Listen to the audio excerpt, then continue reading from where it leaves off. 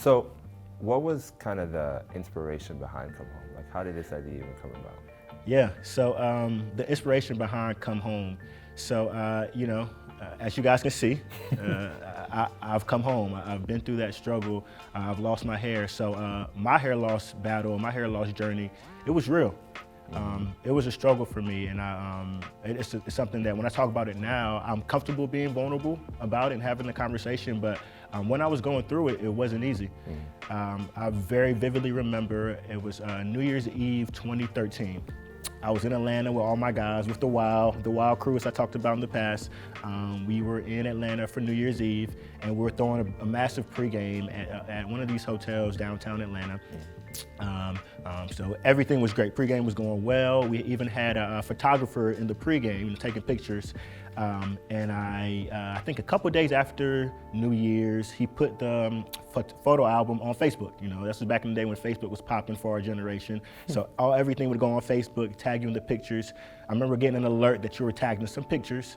I go to the Facebook album. As I'm scrolling through, just reliving the night, I'm like, this was fun. I see one picture, it's kind of an aerial shot. I guess the photographer was standing on a couch at the time and taking a picture down on the party or the pregame. And there's this one shot in particular of a guy's head from an aerial view, and the person's hair was thinning bad. It looked really bad, and I was like, yo, somebody needs to shave. They got to come home. And whoever they need to shave their hair because this is bad.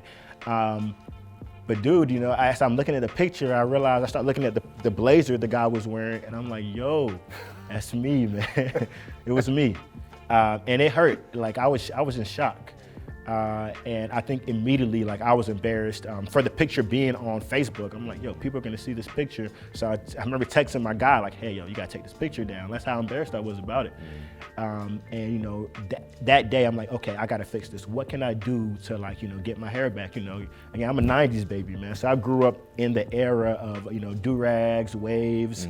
I would put my do-rag on at night, and I would wear it basically until I got off the bus to get to school. So it was a big deal. I had a brush on me at all times, I was never the guy to wear a lot of hats, because I was very proud of my hairline and proud of my waves. So, I'd go to the barbershop in high school, maybe, once every 2 weeks or so. But once I got to college, I was going to the barbershop every Thursday. So, I would keep a sharp line, a very nice haircut all the time. So my hair was a big deal for me, So when I started losing it, again, I was shocked. So I immediately tried to figure out what are the things to do. So I'm Googling, hair loss, what to do. Obviously things like Rogaine pop up. Rogaine and then finasteride, which are the two FDA approved drugs as we know. So Rogaine, I tried that immediately. Rogaine's like a foam almost. So I used that. And Rogaine didn't work for me. And as we both know, if you look at the research, Rogaine actually only works for about 1/3 of the men that use it. So give or take 67-70% of men that will try Rogaine, it's not gonna work for them. And it didn't work for me. So I used it for almost 3 to 4 months and realized, okay, this isn't working. What's next for me? So then I went to finasteride. And I remember my doctor telling me about finasteride in his office, because again, I went to the doctor for this. This was a big deal for me, dude. You was really searching. You was Me trying to joy. find a solution. Me joy. This was a big deal for me. I was down bad, for real. So I went to the doctor, said, hey, I tried Rogaine, what else should I do? And he said, well, there's this other drug called finasteride. And he said, you could use this, and it does have a higher efficacy rate than Rogaine, but then he also said, there are some side effects you should be aware of. And he mentioned that, you could deal with erectile dysfunction, you could deal with a reduced sex drive, etc. And to me, I was like, whoa, pump the brakes. Like, that's not what I'm looking for. Yeah, I love my hairline, yeah, I love my hair, but I'm not willing to deal with those kind of side effects to save it. So I knew, okay, that wasn't gonna work. So I still kept Googling other regimens. I Googled, I found different herbal shampoos, whatever. I tried several things to try to save my hairline. And during that entire time, I told you early on, I didn't wear hats. Hats was not a thing. But when I started losing my hair, dude, my hat collection skyrocketed. Literally exponential growth. So next thing you know, I'm wearing tons of hats, like, just trying to hide, try to hide my hair loss. And I also remember, it's very funny, when I would talk to women, I had to make sure that they couldn't see my, because I was balding on my crown here, so I wasn't balding, like my hairline looked fine. So if you were just looking at me from the front, you think nothing was wrong.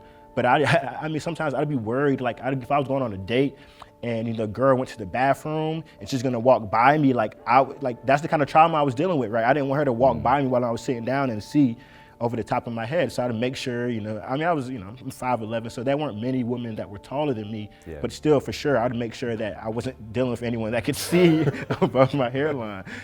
So yeah, there was some real trauma. So essentially, I was wearing hats every day, and then I finally decided, I had to come home, right? Because a lot of my friends, and this gets a bit into about the brand, why we call it Come Home, but a lot of my friends, the running joke was like, hey, Kene, you got to give it up. It's time to come home. Like, come on home. So that's how we would talk about it. So when I say, we had this slang or this, like, the way we would talk, that's how we talked about losing your hair. Like, come home, give it up. That's what it means. Like, finally shave your head and go bald, come home. So my friends would always joke on me, man. I was talking to actually one of my good friends last night who was the #1 culprit. I mean, he would give me work. Like, I mean, he would kill me, man. Like, he would take pictures of my bald spot, and like, to this day, I'm sure he still has several photos of his phone on my bald spot. He would like take those photos, post them on, like, so it was bad, dog. It was bad. I was down bad, and my friends were not nice about it. So they kind of forced my hand. At the end of the day, I really had no choice. It was honestly more stress for me to hold, trying to fight my hair loss than it was if I just, hey, I gave it up. So I decided, I think it was 2017 or so, I'm gonna come home. Like, I have no choice at this point. I've tried pretty much everything on the market. We're gonna come home. So I remember going to the barber, and you gotta think about it. Your barber really has no incentive. None. They're the worst. They're the worst. He has no incentive for you to want to come home because really you're his revenue stream. So once I shaved my hair, my barber's probably like, okay, that's a lost customer. So my barber had been telling me, like, don't worry, man, I got you, I'll get you right. And he's trying to like make sure he's preserving his revenue stream. So I walk in the barber shop and I'm like, hey, my barber's name was Fred. Shout out to Fred. I was like, hey man, I think it's time, I'm gonna come home. And he's like, you sure? He's trying to make sure. He's trying to do everything he can for me not to come home. But I was at that day, I was already settled, had my mind made up. I get in the chair and he gives me my first bald. He shaves my head. And I remember looking in the mirror, and obviously it was a different look, and I wasn't used to the look, but I knew this was my new wave. So I paid him about $25 or so, and then I gave him a hug, man, because that's my last time I was gonna be with my barber, And barbers, like, I think there's a running joke that guys are more loyal to their barbers than their girlfriends, but I mean, barbers control a lot of stuff, So I gave him a hug because I knew it was kind of the end of our relationship. And I remember walking out of the barbershop that day trying to figure out, okay, like, what's next? What do I need now to maintain this new look? What kind of razor do I need, or electric or manual razor, or shaver? What do I need? What kind of scalp moisturizer do I need? What do I do to maintain this new look? And this was 2017. So Facebook, Instagram, advertising is the thing.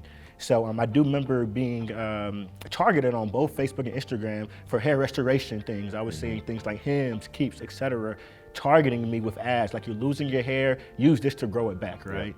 And as we know, those companies, really it's just the same drug, Rogaine and finasteride. Patent runs out, and then you have these new brands, coming to the market for the same drugs. So I knew those things weren't gonna work. But I'm also like, okay, I've been targeted for hair restoration products, but I haven't been targeted for anything saying, hey, you're bald now, or you're ready to come home, ready to shave your head. These are the products you need. So I immediately realized that's strange. There's some kind of void. And I remember reaching out to some of my other bald friends. There's this friend, and his name is Chad, one of my good friends, and he was already bald. He went bald a couple years before, and I remember I used to give him jokes, right? I used to give him jokes, but now I'm coming to him like, hey, like, I've come home, like, what do I need? So I'm asking him, what products should I be using? He's sending me products that he's using, but these aren't products that are made for the men's scalp. There aren't products that are gonna solve any pain points for bald men.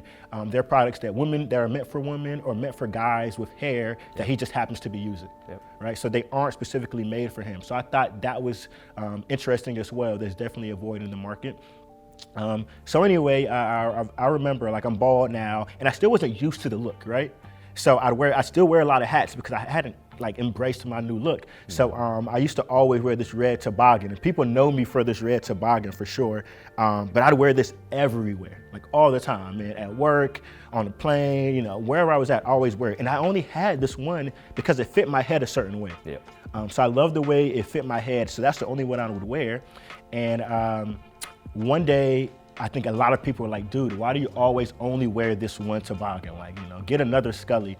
And I'm like, okay, you know, maybe I should. So I remember Googling, you know, toboggans for bald men, something like that. And I was thinking like, wait, I know bald guys love Scullys, love toboggans. There should be a website where you could find like these things for bald men. So I type in bald.com and nothing comes up, there's no website. And I'm like, wait, is there nothing that where you have like products specifically for bald men? And that, believe it or not, that was really the early stage of the idea. I was looking for toboggans. I wasn't looking for a soft goods or, you know, skin maintenance products for scalps. I was just looking for things, you know, hats that would fit on my head the right way. So that was really the very early idea of Come Home, man. But I tell you, dude, I was down bad. I went through a very real struggle. Normally I'm a very confident individual, and losing my hair was definitely the first time I was losing self-confidence for sure, where like I felt like I had to leave the house to put a hat on because I didn't feel like myself without it. And you know, there's also jokes of, you know, when we used to go to the club, you know, go to the club and the bouncer at the door say, hey, no hats. You know, I had a hat on when I was in line. So they say no hat, and immediately my heart would drop. Like, I can't go in the club without my hat. Like, you know, girls are gonna look at me crazy, etc. So yeah, that was a big part of it, and really that is the story of Come Home, and that is why this red toboggan, I always cherish it, because really it was a big part of the very early idea of Come Home, man.